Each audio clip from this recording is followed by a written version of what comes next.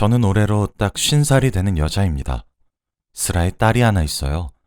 25년 전에 저보다 6살이 많은 남편과 만나 결혼을 하고 외동딸을 하나 낳았고, 결혼한 지 11년 차가 되고 딸이 10살이 되던 해 남편을 사별했습니다. 제가 태어나서 자란 동네에 저랑 동갑내기 여자인 친구가 있었어요. 그 아이와 저는 정말 절친한 사이였죠. 종종 걔네 집에 놀러 가곤 했었는데, 그때마다 절친의 친오빠와 절친 오빠의 친구가 집에서 함께 놀고 그랬었거든요. 남편은 절친 오빠의 친구였습니다. 어렸을 적부터 자연스럽게 얼굴을 트면서 지내다가 제가 성년이 되면서 우리는 사랑에 빠지게 되었죠. 남편은 참 좋은 사람이었습니다. 그 시절에 드물게 가부장적이지도 않았고 애처가였죠. 딸이라고 하나 있는 것을 어찌나 그리 이뻐라 하는지, 정말 가족밖에 모르는 바보라고 해도 무방할 정도로 좋은 사람이었습니다. 딸은 자기 아빠를 어찌나 좋아하고 잘 따랐는지 몰라요. 아빠가 퇴근하고 집으로 돌아오면 주겠다고 그 좋아하는 간식도 반으로 잘라서 휴지에 감싸서 보관해뒀다가 아빠가 집에 돌아오면 입에 먹여주곤 했었죠. 그렇게 저희 가족은 참 평화로웠습니다. 당시 남편의 직업은 공무원이었어요. 그러던 어느 날 남편이 친구들과 함께 낚시를 가겠다며 놀러 간 날이 있었습니다. 그날 남편은 물에 빠져 익사한 채 차갑게 식은 채로 저희 가족의 품으로 돌아왔어요. 처음엔 믿기지가 않더라고요. 불과 전날까지만 해도 매운탕에 넣을 물고기들을 꼭 잡아오겠다고 딸아이와 새끼손가락을 걸고 집을 나섰던 양반이 차갑게 식은 채로 돌아온다는 것이 말이죠. 그렇게 우리는 하루아침에 남편이자 아이의 아빠를 잃었습니다. 장례식을 치르는 동안 무슨 정신으로 살았는지 모르겠더라고요. 제 허리까지 밖에 오지 않는 딸아이가 검은색 상복을 입은 모습을 보면서 얼마나 오열했는지 모릅니다. 기절과 정신차림의 반복이 끝나고 남편을 보냈어요. 저와 남편은 태어났던 동네에서 쭉 계속해서 살아왔기 때문에 동네 사람들을 대부분 다 알고 있습니다. 그런데 큰일을 겪으신 분들은 공감하실 거예요. 제가 너무 힘이 들고 힘에 부치는 일을 겪고 있을 때 힘내라는 위로의 말이 얼마나 위선적이고 어줍지 않은 말로 들리는지 말이죠. 딸아이를 집에 혼자 둘 수 없어 함께 손을 잡고 장을 보러 나가는 그 짧은 사이에도 동네 사람들한테는 제가 이미 남편을 잃고 혼자 자식 키우는 과부가 되어 있어서 손가락질도 받았고 수군거림도 받았고 필요하지도 않았던 동정의 눈길도 받아야만 했습니다. 딸아이는 어떻고요? 하루는 울면서 집으로 돌아왔는데 우는 이유를 아무리 물어도 도통 말해주질 않더라고요. 왜 우냐고 엄하게 다그치니 말을 겨우 내뱉는데 학교에서 글쎄 아빠 없는 불쌍한 아이라고 손가락질을 당했다고 했습니다. 저는 곧바로 눈이 뒤집혀서 학교에 달려가 선생님께 화를 냈어요. 선생님은 아이들의 수가 많기도 해서 자신이 자세히 살피지 못해 죄송하다고 사과만 하시더라고요. 맞아요. 하나하나 살피지 못하는 것은 어찌 보면 당연한 일인걸요. 하지만 저는 그때 평생을 살았던 이 동네를 떠나기로 결심했습니다. 딸아이는 아직도 자신의 아빠를 그리워하며 아빠와 함께 읽었던 책이 바스라질까 싶어 조심스럽게 펼쳐보고 있는데, 이 동네에서 더 살면 아이에게 그리움만 증폭시킬 것만 같았어요. 그렇게 이사를 떠났습니다. 이사를 떠나면서 그 동네 사람들과 연락도 끊었습니다. 저희 부모님을 제외하고 말이죠. 제 예상이 맞아떨어졌고 아이는 한층 자신의 아빠와의 이별을 더 잘 받아들이게 되었어요. 그렇게 혼자 살게 된 지 3년이 되던 어느 여름날, 제가 살고 있는 동네에서 낯익은 실루엣이 보이더라고요. 그 사람은 앞에 말한 동네 절친의 오빠이자 제 남편과 친구인 사람이었습니다. 사실 친구네는 제가 성인이 되기도 전에 동네를 떠나고 소식이 끊겨 아무도 소식을 모르고 지냈었거든요. 그래서 그 오빠도 저희 남편과 제가 올린 결혼식에도 남편을 떠나보낸 장례식장에도 오지도 못했었어요. 우연히 만난 오빠가 반가워 제가 먼저 아는 체를 했어요. 못 본 사이에 오빠에게도 아이가 생겼더라고요. 제잘제잘 이야기를 하다 저희 집에 오빠를 초대해 밥을 같이 먹기로 했죠. 오빠에게 저는 언제 결혼까지 해서 애까지 낳았어? 오빠, 왜 날 초대 안 했던 거야? 하니 오빠는 그냥 뭐 그렇게 됐다. 하며 말을 돌렸어요. 저는 희진이는 잘 살아? 정말 우연이다. 이렇게 오빠를 만날 줄이야. 나 정말 꿈에도 몰랐어. 라고 친구의 안부를 물었죠. 그러다 듣게 되었습니다. 친구는 그 사이 결혼도 했고 이혼도 했대요. 그리고 우울증을 견디지 못하고 스스로 목숨을 끊었다고 하더라고요. 저는 이야기를 듣고 할 말을 잃었어요. 오빠는 그런 절 보고 너도 결혼했니? 아이가 몇 살이야? 라고 묻더군요. 저는 제 남편이 사실 오빠의 친한 친구였던 사실과 몇 년 전 낚시를 하러 가겠다고 하다가 불의의 사고로 물에 빠져 먼저 죽었던 사실 등등을 털어놓았습니다. 오빠는 저보고 너도 참 고생이 많았겠구나 하며 저를 안아서 토닥토닥 등을 두드려 주더라고요. 이때까지 제게 고생이 많았겠다고 하며 위로를 건넨 사람들은 아주 많았지만 다 위선으로 느껴졌었는데 남편의 절친이자 제 절친의 오빠인 사람이 제게 건네는 위로는 그 누구의 위로보다 더 마음에 와닿았습니다. 그러면서 사는 얘기를 한참 주고받았어요. 오빠도 딸아이를 하나 키우고 있었는데 제 딸아이와 같은 나이라는 것도 알게 되었고 얘기를 하다가 오빠에게 아내가 없다는 사실을 알게 되었죠. 딸을 혼자 키우고 있고 아까 말을 돌렸기 때문에 저는 스스로 괜한 걸 물어봤네. 이혼을 했을 줄은 몰랐는데 하고 넘겼어요. 오랜만에 만난 반가운 사람이었습니다. 이야기를 하는데 시간이 가는 줄도 모르겠더라고요. 오빠의 집 주소를 들었는데 저희 집과 골목 하나 정도 떨어져 있는 수준으로 너무 가까이 있더라고요. 저는 딸아이와 집을 나서는 오빠를 붙잡고 보자기를 꺼내 이것저것 통에 담아서 질끈 싸주며 반찬들을 쥐어주었습니다. 괜찮다고 사양하는 오빠에게 딸아이 먹으라고 주는 거야. 오빠만 먹으라고 주는 게 아니라 같이 먹어. 알았지? 하며 우스갯소리를 던지기도 했죠. 오빠를 배웅하는데 오빠의 딸아이가 아줌마, 저 내일 또 와서 친구랑 놀아도 돼요? 라고 하더라고요. 저는 언제 그렇게 많이 친해졌니? 내일뿐만 아니라 언제든지 놀러오렴 이라고 했습니다. 꼭 저와 희진이를 생각나게 하는 아이더군요. 예의 바르게 허리를 꾸벅 숙여 인사라고 떠나는 아이의 뒷모습이 어찌 그리 희진이랑 똑 닮았던지 정말 귀여웠습니다. 그때부터 본격적으로 왕래하기 시작했어요. 저는 남편의 몫에 연금을 타서 생활했기 때문에 집에서 아이를 보는 것이 여유로울 수 있었습니다. 아이가 학교를 가거나 하는 그런 남는 시간은 소일거리를 하기도 하면서요. 오빠는 매일 나가 돈을 벌어야 해서 아이를 혼자 두더라고요.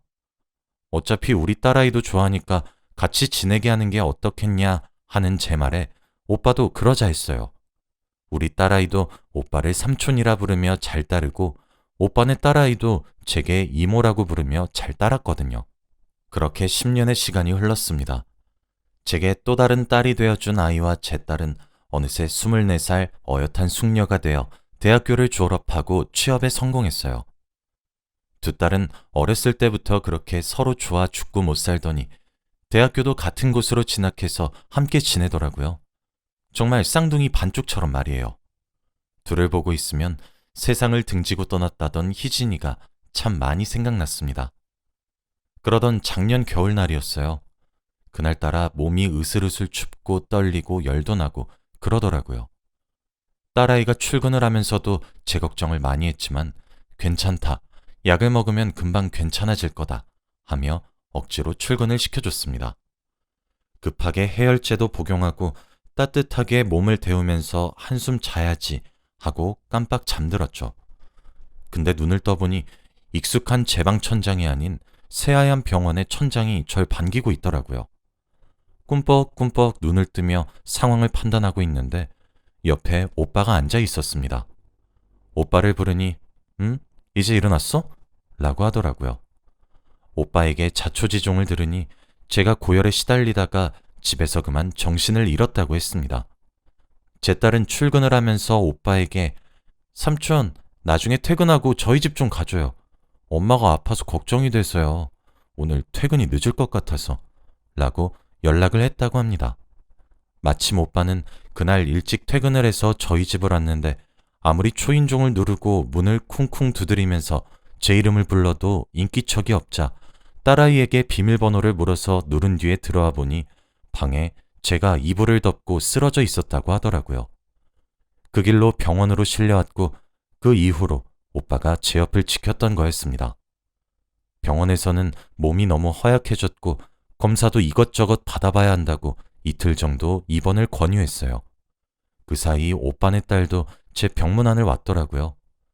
제 딸아이가 오빠와 함께 제가 먹을 거리를 사러 갔고 오빠네 딸아이가 옆에서 제 말동무를 해줬는데 제게 그러더군요. 이모야, 이제 이모가 내 엄마도 같이 해주면 안 되나? 라고 말이에요. 처음엔 그 말에 너무 놀라서 마시던 물을 뿜었어요. 캣캣거리면서 뭐라는 거야 너? 하니까 아니 내가 우리 아빠를 좀 아는데 우리 아빠 아무리 봐도 이모야 엄청 좋아한다. 둘이 사랑하는 거 아니었나? 그냥 이모야 말고 내 엄마 해주면 안 돼? 라며 귀엽게 웃더라고요. 제가 어이없다는 듯이 뭘 보고 그렇게 느꼈어? 말도 안 되는 소리 하고 있어 정말 콩할 만한 게 하며 장난스럽게 머리를 쥐어박았죠. 그랬더니 아니야. 아니 우리 아빠 그렇게 횡설수설하고 소리 지르는 모습 내가 진짜 처음 봤다니까? 나 회사에서 아빠 전화 듣고 얼마나 놀랬는지 알아? 그니까 회사 마치자마자 부랴부랴 이모야 얼굴 보러 왔지. 난 진짜 이모야 뭐 깔딱깔딱 숨이라도 넘어가는 줄 알았다. 아까 간호사 언니한테 이모야 병실 어딘지 물어보면서 들었는데 아빠가 응급실에서 빨리 이모야 눈 뜨게 만들라고 난동도 피웠대. 내가 아팠을 때나 그러지. 우리 아빠가 어디 가서 그렇게 큰 소리 치면서 난동 피울 사람이야? 평소에도 말 몇 마디 하지도 않는데. 진짜 내가 보기엔 우리 아빠 이모야 좋아한대도? 이모야는 우리 아빠 어떤데? 그냥 둘이 결혼하면 안 돼? 라고 했습니다. 일단 그 자리에서는 쓸데없는 소리 할 건 빨리 가. 이모 피곤해. 하고 침대에 누웠어요. 그런데 오빠네 딸아이의 말이 믿기지 않더라고요. 오빠는 뼛속까지 경상도 남자라서 무뚝뚝하고 그래요. 평소에 말도 없고 점잖아요. 큰 소리도 잘 안 내요. 그런 사람이 제가 쓰러졌다고 큰 소리를 냈다니 어디 믿겨야 말이죠. 그러다 저는 진짜 잠에 빠져들었습니다. 선잠에 빠졌던 터라 소리가 들리긴 했었는데 아이들을 내보내는 오빠의 목소리도 들리더라고요. 아이들을 보내고 난 뒤 오빠가 제 머리를 살살 쓰다듬으면서 아프지 좀 마라. 아휴. 어렸을 때부터 몸에 힘도 없어가지고 비실비실 거리더니 아직도 이렇게 아프면 어떡해? 라고 혼잣말을 하더라고요. 그래서 제가 물어봤어요. 오빠에게 말이에요. 비몽사몽한 채로 오빠 나 좋아해? 남의 머리를 왜 이렇게 쓰다듬고 그래? 누가 보고 오해하면 어쩌려고? 라고 웅얼웅얼 거렸습니다. 그랬더니 글쎄 오빠가 제게 그러더군요. 누가 오해하면 어쩌긴 어째. 그게 오해가 아니게 만들면 되지. 넌 날 그렇게 오래 봐왔는데도 그렇게 날 모르냐? 라고요. 순간 눈이 번쩍 뜨였고 잠기운이 다 달아났죠. 멍하니 오빠를 올려다보고 있으니 오빠가 제게 말했어요. 그냥 날도 이젠 많이 춥고 네 몸도 너무 약하고 그렇잖아. 그래서 말인데 그냥 우리 같이 살자. 라고 말이에요. 오빠는 그렇게 병실에 누워있는 제게 갑작스러우면서 투박하게 하지만 따뜻하게 고백을 해왔습니다. 같이 살자는 고백을 들었는데 그때 제 맘을 알게 되었어요. 너무 설레더군요. 나이값 못한다는 소리를 들어도 할 말이 없을 만큼 얼굴이 빨개졌어요. 사실 남편이 제 곁을 먼저 떠나고 난 후 제게 또 다른 배우자가 생기진 않을 것이라고 믿어 의심치 않았습니다. 그만큼 우리 남편을 따라올 사람이 없다고 생각했거든요. 살아 생전에는 남편이 그립기도 했습니다. 제게 오죽 잘했던 사람이었잖아요. 그리고 저도 그런 남편을 정말 진심으로 사랑했어요. 저도 제 딸아이도 그런 남편을 평생 잊지 못할 것 같았거든요. 그래서 제게 다가오는 사람을 자꾸 밀어내기만 했습니다. 제게 다가오는 사람을 받아주는 행동은 마치 제가 남편을 배신하는 것처럼 느껴졌거든요. 그런데 처음으로 정을 주고 싶은 사람이 이렇게 갑작스럽게 생겨버렸습니다. 먼저 떠난 남편에겐 정말 너무 미안한 일이지만 하늘에 있는 남편이 허락만 해준다면 남은 여생을 맡기고 싶은 사람이죠. 이젠 저도 많이 지치고 늙긴 했는지 그 마음을 밀어내기보다는 받아들이고 함께 살고 싶어졌어요. 서로 의지하면서 말이죠. 그래서 제가 제 마음을 눈치채지 못하고 있었던 거였습니다. 남편을 생각하는 마음이 제 진심을 가리고 있었던 거죠.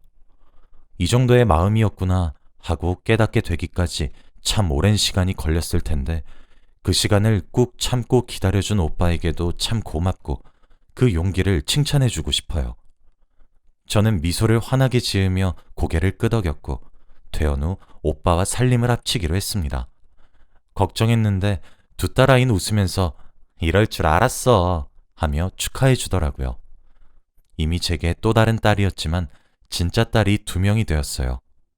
살림을 합치고 혼인신고를 한 이후 오빠와 함께 죽은 남편의 묘지로 함께 찾아갔습니다.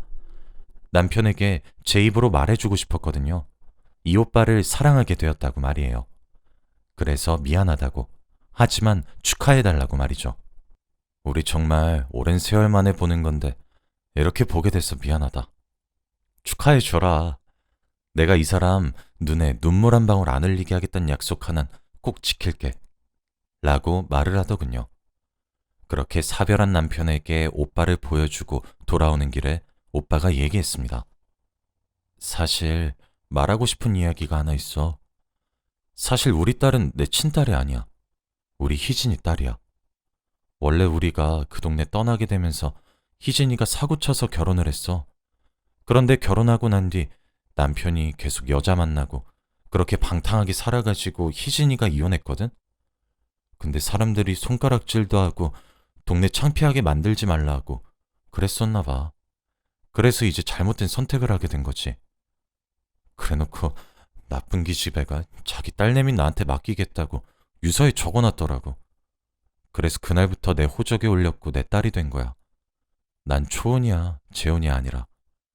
저번에 당신이 나한테 물었던 게 생각이 나서. 그땐 미처 말하지 못했고 이때까진 말하려고 했었는데 이미 너무 늦은 것 같아 차마 말을 못하겠더라고. 속여서 미안해. 라고 했죠. 어쩐지 볼 때마다 희진이를 너무 닮았다 했더니 괜찮아. 희진이 딸도 내 딸이나 마찬가지니까. 라고 대답하고 말았습니다. 그렇게 우린 내 식구가 되었어요. 오빠와 한 침대에 누워 잠을 청한 첫날 정말 신기하게도 꿈에 제 남편이 나왔습니다. 남편은 말없이 웃음을 지어주더라고요. 마치 축하한다는 듯 말이에요. 그렇게 목숨을 잃고 세상에 저랑 딸만 두고 가버리고 제발 꿈에서라도 만나게 해달라 그렇게 빌었을 땐 코빼기도 비추지 않아 놓고서는 참 당신도 당신답다 싶었습니다. 신기한 것은 다음날 제가 오빠에게 그 꿈 이야기를 해주면서 이야기를 했더니 오빠도 같은 꿈을 꿨다고 하더라고요. 꿈은 저와 살짝 달랐지만요. 오빠는 꿈에 남편이 나와서 제 눈에 눈물 나면 지옥에 보내버리겠다고 웃으면서 잔소리를 했다고 합니다. 저는 참 복 많은 여자인 것 같아요. 두 남자의 이런 절절한 사랑을 받을 수 있으니 말이에요. 다 늙어서 신혼을 보낸다는 말이 참 우습긴 한데 정말 깨가 쏟아지도록 요즘 너무 행복하게 지내고 있습니다. 무뚝뚝하기만 한 사람인 줄 알았는데 오빠도 팔불출 같을 때가 종종 있더라고요. 오죽하면 두 딸아이는 그런 모습을 보면 아휴 하며 한숨을 내쉬고 방에 쏙 들어가 버립니다. 자식들 보는 앞에서 민망할 때가 종종 있어요. 그래도 지금은 너무 행복하네요. 제 사연은 여기까지입니다. 들어주셔서 감사합니다.